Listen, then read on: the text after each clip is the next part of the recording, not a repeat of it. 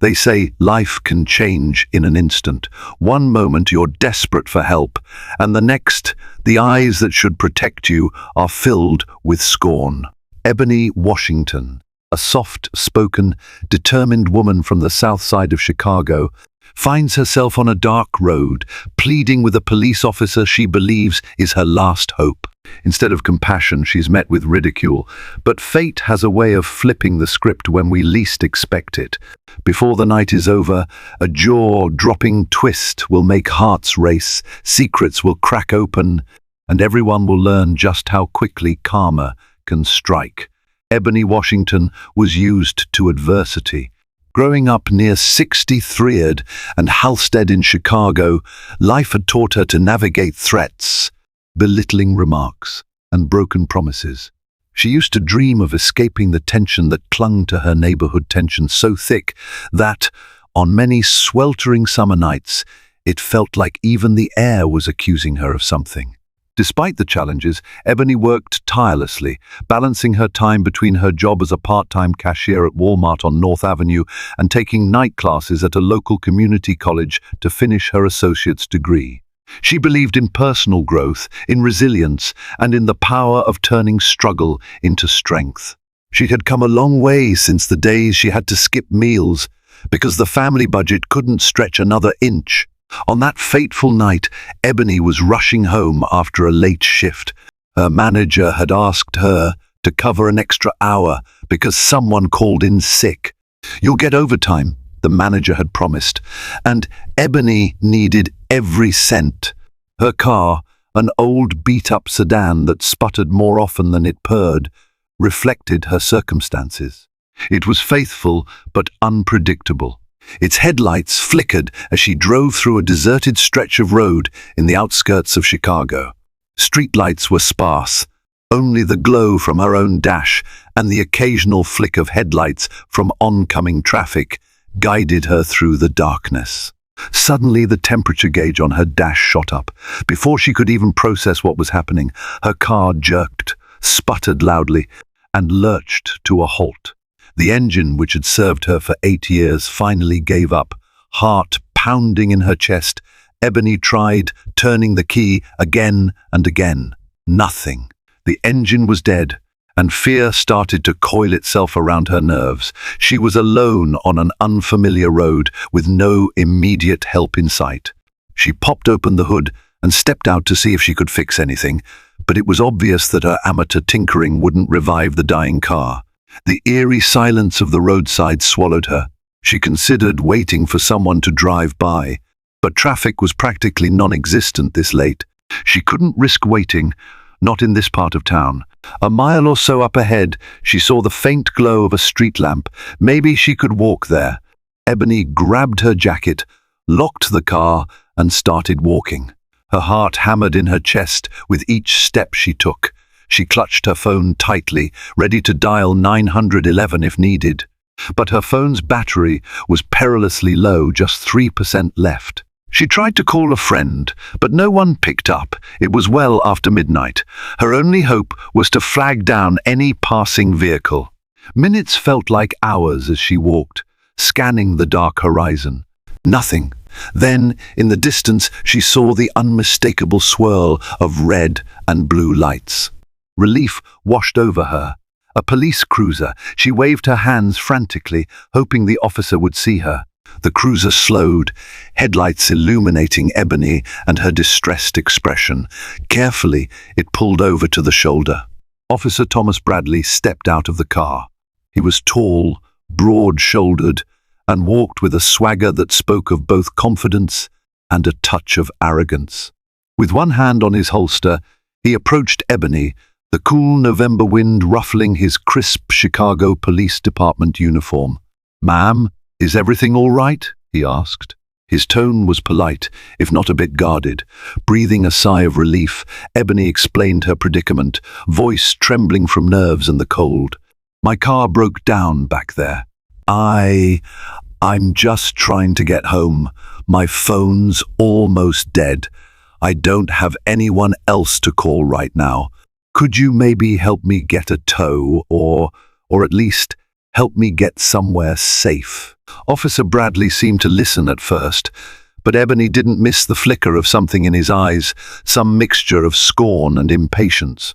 She mustered her best polite smile, desperate for his assistance. Bradley stared at her for a beat, then exhaled theatrically. "Look, lady, it's late. Don't you have someone who can come get you?" he asked, scanning the dark road behind him. She explained she didn't. She needed the car, was short on money, and was on her way home from an extra shift. She didn't mention race or anything else that might complicate the matter. She just wanted some help. That's when she heard it. A snort, half stifled, but loud enough to echo on the empty road. A laugh. The policeman looked away, as if having some private joke at her expense. A fresh wave of apprehension washed over Ebony. She'd heard of officers who didn't take certain people's troubles seriously.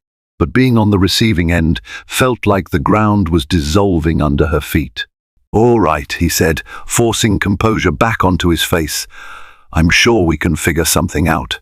But he didn't sound sure. He sounded irritated, condescending. A tension crackled in the cold air.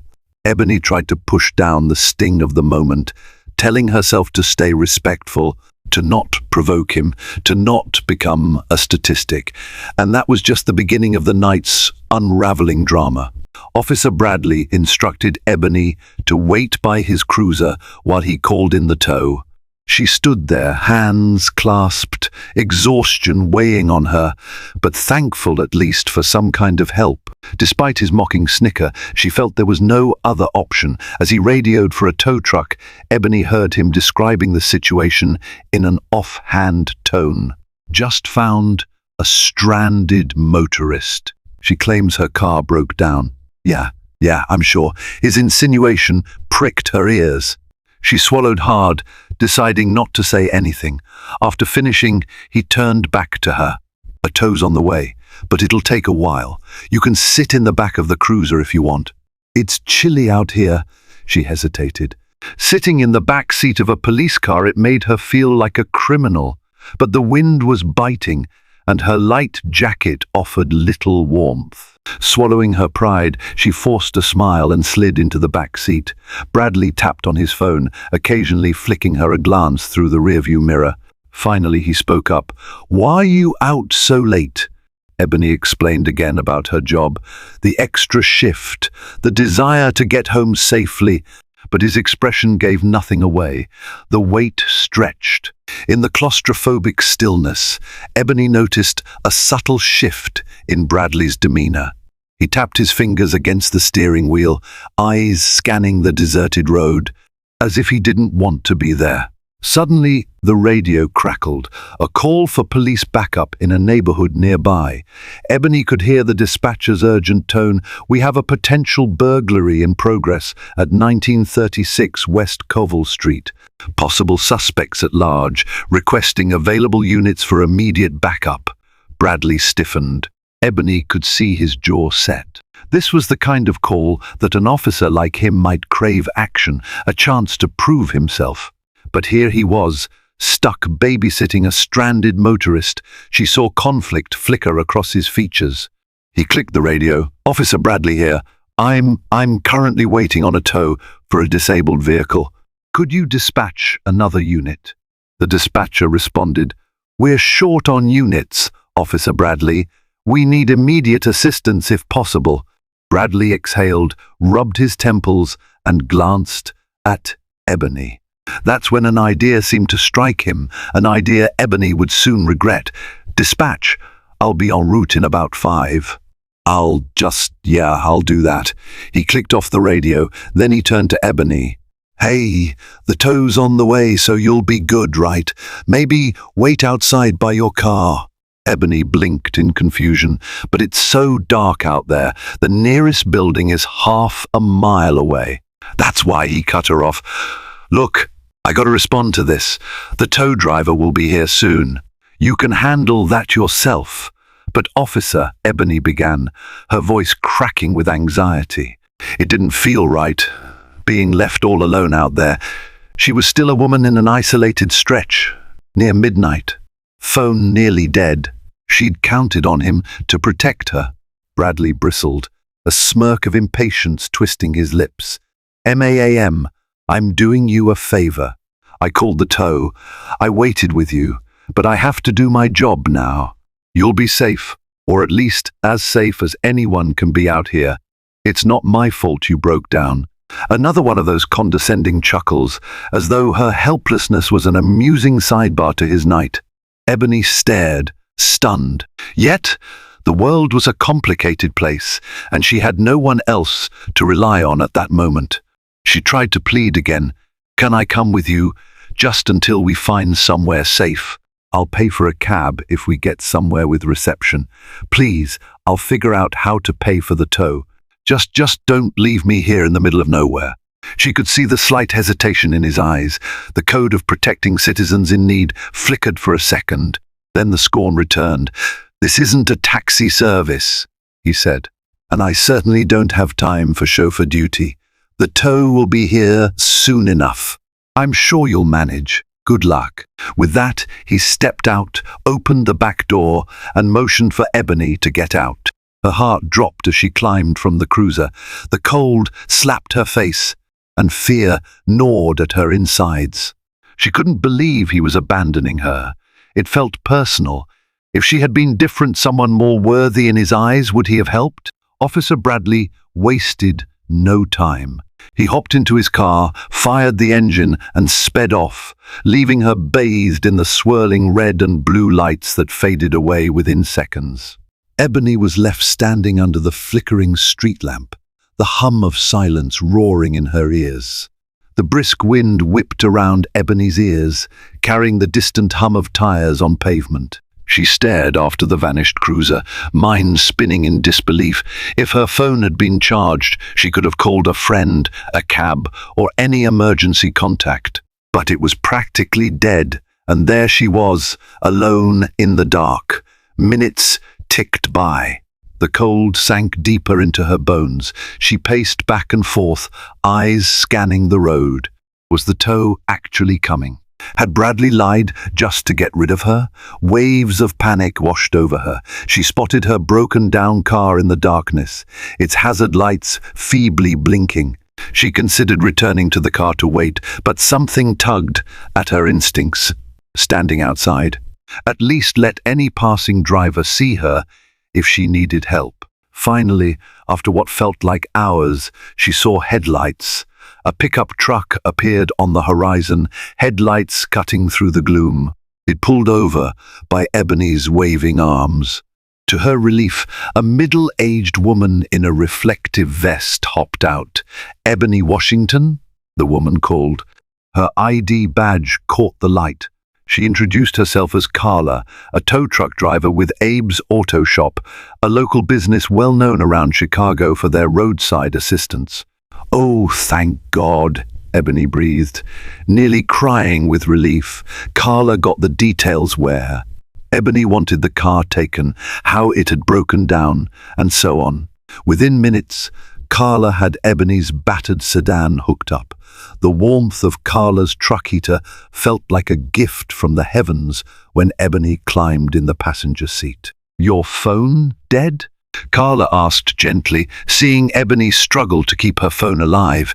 Ebony nodded. Carla handed her a charger connected to the truck's dash. "Here, I keep extra cables for nights like this." Ebony was grateful beyond words. As they drove toward the nearest 24-hour service station, Ebony explained everything: Officer Bradley's abrupt departure, the mocking laugh, her fear. Carla, to Ebony's surprise, nodded with a familiar sigh. She talked about how some officers treated people on the roadside, especially in certain neighborhoods. "I hear stories, but I see more good ones than bad. I promise you, maybe this was just a rotten egg." Ebony's heart, heavy with worry and confusion, found a modicum of comfort in Carla's words. "I just wish he could have waited. If something had gone wrong." Ebony paused, eyes drifting to the side window. "I really thought I'd be in serious danger." They finally arrived at the 24-hour station and decided it was best to leave Ebony's sedan there for a full inspection in the morning. By the time all the paperwork was finished, and Carla had given Ebony a lift back to her apartment, it was nearly 2 a.m. Ebony thanked Carla profusely and headed inside. She felt drained, yet her mind wouldn't let go of the nagging sense of betrayal. She fell asleep, a swirl of half-formed questions in her mind. Why had Officer Bradley laughed at her? Why had he left so abruptly? Morning arrived with an incessant buzzing on Ebony's phone. She squinted at the screen to see her friend's name. "Hey, Ebony," came the familiar voice of her longtime companion. "Yolanda, I saw something on the news. There was a big story last night, some burglary near West Covell Street." The officer who responded got into serious trouble. "A suspect is still at large. You didn't happen to see or hear anything, did you?" Ebony's tired mind flashed to the moment Bradley told dispatch he was heading to West Covell. "Well, I might have," she admitted. "He left me stranded to go there. Is it on every channel?" Yolanda explained that there had been a break-in at a convenience store, followed by a chase. The suspect escaped, but in the chaos, something had happened to the responding officer. Details were sketchy. Rumors circulated that an officer used excessive force on a bystander, or perhaps there had been a shootout. The news was contradictory, but Bradley's name was swirling around. Ebony sat up, a jolt of energy surging through her. As much as she disliked how Bradley had treated her, she didn't wish harm upon him.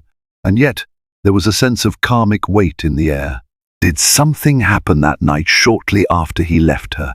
Before she could process, her phone vibrated again. She looked down to see an unknown number. She answered warily. "Is this Ebony Washington?" A calm, official voice asked. "Depends on who's calling," Ebony said cautiously. "Sergeant Linda Morales, Chicago Police Department. We're conducting an internal review of last night's events involving one of our officers, Thomas Bradley.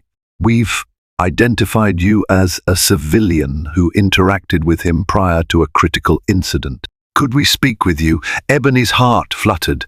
A swirl of conflicting emotions flooded her. Part of her wanted nothing more to do with Bradley or the CPD, but something compelled her to meet with them. Maybe she would find closure, a chance to have her voice heard after being dismissed so disrespectfully. She agreed to meet Sergeant Morales at a nearby police substation the following day. Despite a knot of anxiety, Ebony knew she needed to do this. She didn't realize that her story would set off a chain of events that would ultimately knock the wind out of everyone's expectations and force some people to confront the darkest corners of their conscience. The next morning was tense. Ebony arrived at the substation wearing her modest work clothes, ID badge from Walmart still clipped on her jacket. The station bustled with officers and staff. She felt uneasy under the fluorescent lights, the police presence, the faint smell of coffee and metal. Memories of Bradley's mocking laugh replayed in her mind, stoking a mix of anger and hurt. She introduced herself to the desk clerk. Moments later, Sergeant Linda Morales appeared, a middle-aged woman with sharp eyes and a no-nonsense demeanor. Yet Ebony sensed a certain warmth beneath the stoic exterior. "Miss Washington," Morales greeted, guiding her to a small interview room. "Thank you for coming in." The room was bare, furnished only with a table, 2 chairs, and a clock ticking on the wall. Morales took a seat across from Ebony. She set a small recorder between them. "I just need you to recount your experience with Officer Bradley last night. Start from when he arrived until the moment he left." Ebony took a breath and retold her story in detail. She described her car trouble, how Bradley had appeared, his dismissive attitude, his laugh, and ultimately, the moment he abandoned her to respond to the burglary call. Morales' expression remained neutral, but she made meticulous notes. Ebony could see the flicker of disapproval in the officer's eyes, as if she too found Bradley's actions reprehensible. When Ebony finished, Morales leaned back. "Thank you. This corroborates some details we already have." Now I'd like to share, in confidence, why we're investigating. The burglary suspect that night fled on foot. During the pursuit, Officer Bradley fired his weapon. He claimed he saw the suspect pull a gun, but so far, no weapon has been recovered. A bystander was injured, a teenage boy who was walking home from a late basketball practice. He's now in critical condition at John H. Stroger Hospital. Bradley says it was a tragic accident, that the boy was in the line of fire, but multiple witness accounts suggest Officer Bradley was overly aggressive. Ebony felt an icy chill run through her. "Oh God, that poor kid," she whispered. Morales pressed on. "Your statement provides insight into Bradley's state of mind. If he was in a hurry, flustered, or ignoring protocol, that might indicate he wasn't stable under pressure. Did he appear stressed or angry when you interacted?" Ebony recalled the tension in his voice, the condescending tone.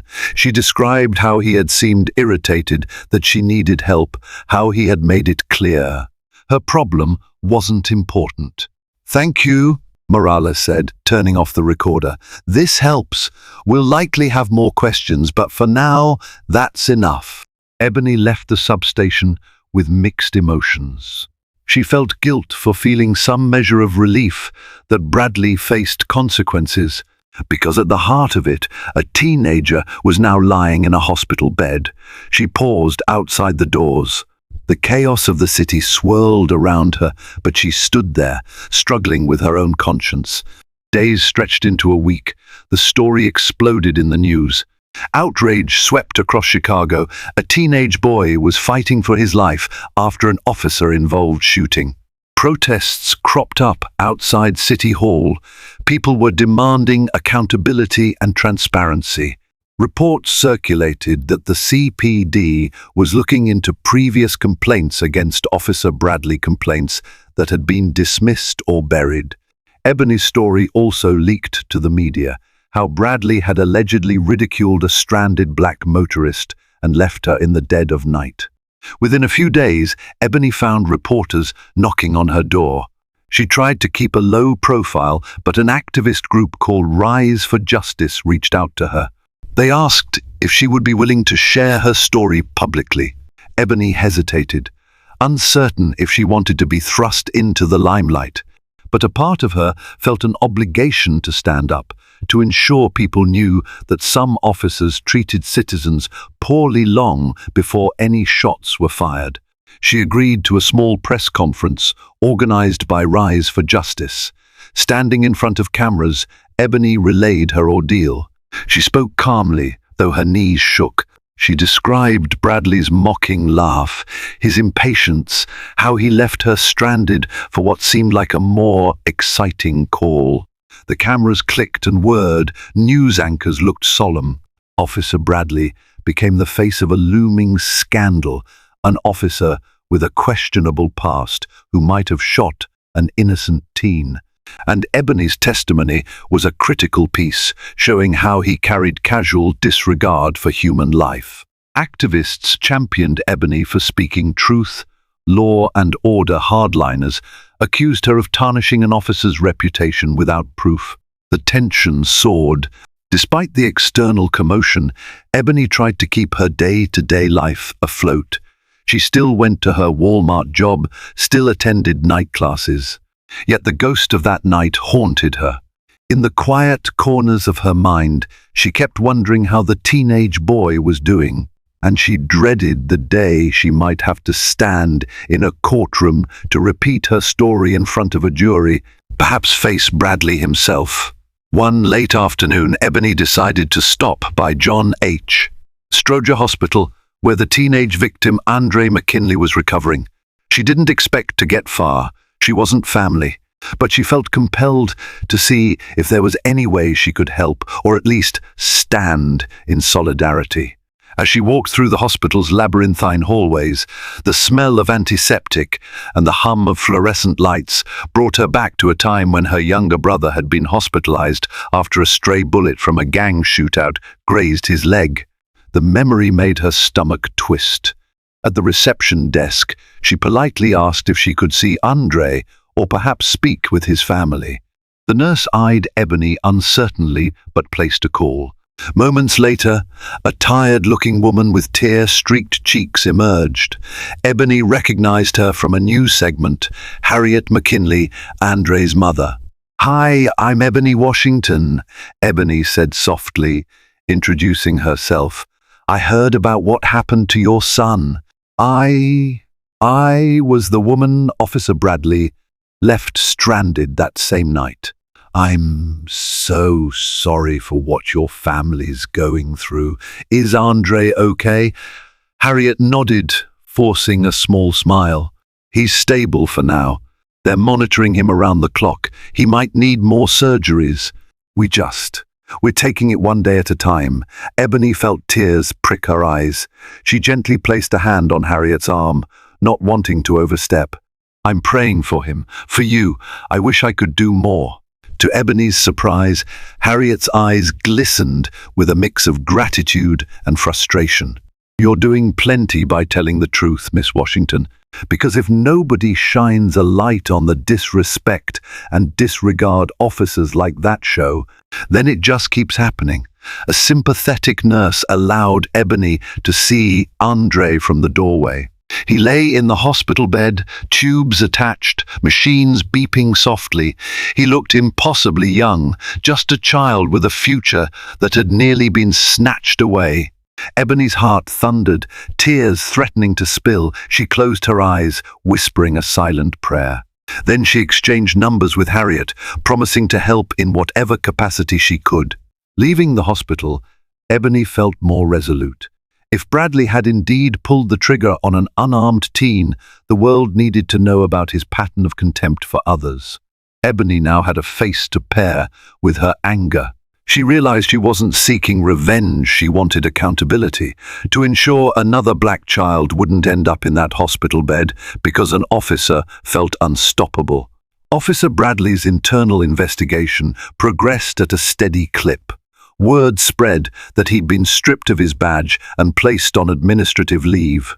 The Chicago Police Department tried to maintain neutrality in their statements, but leaks from insiders hinted that Bradley's record included prior excessive force complaints. None had gone to trial, but a pattern was emerging that couldn't be ignored. All the while, Ebony's quiet life became a chaotic swirl of phone calls, media inquiries, and the weight of public scrutiny. She even received hate mail from anonymous sources telling her to stop slandering a good cop. But every hateful message only further convinced her she was doing the right thing. The tipping point came 2 weeks later, when a local news station aired additional camera footage from a corner store near the West Covell area. The footage showed Bradley in his cruiser that night, speeding into frame, nearly clipping a pedestrian. Another camera caught glimpses of him exiting the car, brandishing his weapon and shouting before any suspect was visible. There was no sign of the suspect pulling out a gun. Instead, the shadow of a fleeing figure darted away while Bradley fired. The footage ignited a firestorm of controversy. Accusations flew that Bradley was unfit for duty and had acted recklessly. Protest marches surged, calling for him to be charged with assault or attempted murder. The district attorney's office announced a grand jury would decide whether to indict the officer. Ebony was subpoenaed to provide testimony before the grand jury. The night before her appearance, she couldn't sleep. Memories of Bradley's mocking laughter kept looping in her head. She found herself recalling childhood lessons from her grandfather, who told her, "Fear is the mind killer, Ebony. Sometimes we gotta stand up for what's right, even if it scares us to death." Morning dawned, grey and somber, matching the dread in Ebony's heart. She arrived at the courthouse, escorted by a representative from Rise for Justice. Reporters crowded the steps, shouting questions. Ebony shielded her face, feeling exposed. Inside, she waited in a small room until called. A clerk eventually summoned her into the grand jury chamber. She gave her oath, hands trembling, then sat in front of a dozen stony-faced jurors. The prosecutor guided her through her statement, the same story she'd told Morales. As she spoke, Ebony caught sight of Bradley, seated to the side, flanked by his lawyer. His face was a mask of anger and humiliation. Each word Ebony spoke seemed to drive that anger deeper into his features. After she was dismissed, Ebony hurried from the building. She felt drained, as if she'd run a marathon. While she had no illusions that her testimony alone would seal Bradley's fate, she felt the tide of karma rising behind her words. Finally, accountability might be possible. Days after Ebony's testimony, another thunderbolt struck. New evidence emerged that Officer Bradley had manipulated prior incident reports. One of his own colleagues came forward with allegations that he'd heard Bradley brag about putting fear into punks who need to learn their place. An audio recording leaked grainy, but distinguishable, of Bradley's voice mocking the departmental guidelines. "I do what I want, and the brass can't touch me," he was heard saying. Bradley's attorney scrambled to argue that the audio was taken out of context, that he was venting frustration. But the public was fed up. The CPD swiftly distanced itself from him. At a press conference, the police superintendent stated that Bradley's actions absolutely do not reflect the values of the Chicago Police Department, as if disclaiming any responsibility. Meanwhile, Ebony's phone rang off the hook with additional interview requests. That was when Ebony noticed a missed call from Harriet McKinley. She listened to the voicemail. Harriet thanked Ebony for her support and said Andre had awakened from sedation, though he still faced a long recovery. He remembered little of the night he was shot, but the doctors were optimistic he could eventually walk again. Touched by the news, Ebony promised to visit them soon. She couldn't stop tears from falling, thinking of how that boy, once so close to losing his life, now had a second chance. In Ebony's mind, she connected the dots. If Bradley's dismissive attitude had ended in such tragedy, maybe this public reckoning would prevent a future tragedy for someone else. All signs pointed to an impending indictment for Officer Bradley, yet Ebony tried to keep her hope in check. She knew how these cases often went. Charges were promised, but convictions were elusive. Systemic inertia protected officers. Still, she sensed a shift in the winds. The public outcry was deafening. The teenage victim's near-death survival weighed on everyone's conscience. Then, in a final dramatic turn, the grand jury announced its decision. They were indicting Bradley on multiple charges, including aggravated battery with a firearm and official misconduct. The news rippled through the city. Some hailed it as a long overdue act of justice. Others decried it as a witch hunt. But Ebony felt a stunned relief wash over her. A once cocky officer who had laughed at her plea for help was now facing the potential of prison time. It was the kind of karmic whiplash Ebony had never dreamed possible. A month later, Ebony's life had stabilized somewhat. The media frenzy died down, overshadowed by other headlines. But Ebony remained a relevant piece of the puzzle. Prosecutors sometimes called updating her on the upcoming trial. Meanwhile, Ebony resumed her normal routine work, classes, caring for her mother, who had health issues. One chilly evening, Ebony was locking up the staff exit at Walmart when she noticed a figure leaning against a nearby car in the dimly lit parking lot. Her heart skipped a beat, adrenaline surging. She recognized him immediately. Thomas Bradley, plain clothes, jaw clenched. She froze, hand shaking on her keyring. "What are you doing here?" she stammered. He pushed himself off the car, eyes filled with a rage that momentarily made Ebony consider running or shouting for help. But he held his hands up, as if signaling he wasn't there to harm her. "I lost my job," he began, voice low, probably looking at time. "Do you know how many years I dedicated to that department? Then you come along with your sob story." "Stop," Ebony snapped, surprising herself with her own firmness. "Don't blame me for the consequences of your own actions. You left me stranded. You shot an unarmed teenager. You lied in your reports. You brought this on yourself." His lips curled in bitterness, but she caught a flash of something else, maybe guilt or shame. He took another step forward, but Ebony didn't budge. "You think I wanted any of this?" he seethed. "I was trying to do my job. That night I had seconds to make a decision, but everyone's so quick to judge." Ebony exhaled, feeling the sting of tears. "I'm not the judge. The court is. And do you know what it felt like when you laughed at me? Like I was nothing. That's how Andre must have felt when you pointed your gun at him. You thought you were untouchable. Now you see how fragile that power was." He stared at her, lips pressed tight. For a moment, Ebony thought she saw regret flicker behind his eyes. Then he sighed, a long, ragged breath, and turned, walking away into the darkness. Ebony stood alone in the parking lot, heart pounding. She felt shaken but strangely triumphant. Without words, that moment confirmed what she had suspected all along. Bradley had been fueled by arrogance, but now the harsh glare of consequences had reduced him to a shadow of his former self. Karma had delivered its blow. Months later, Ebony heard the final verdict. Bradley was found guilty of aggravated battery with a firearm. Though not convicted of every charge, he faced years behind bars. Andre, who had testified via wheelchair, received some measure of justice. While no sentence could reverse the damage to his body and future, it at least offered the hope that one less trigger-happy officer roamed the streets.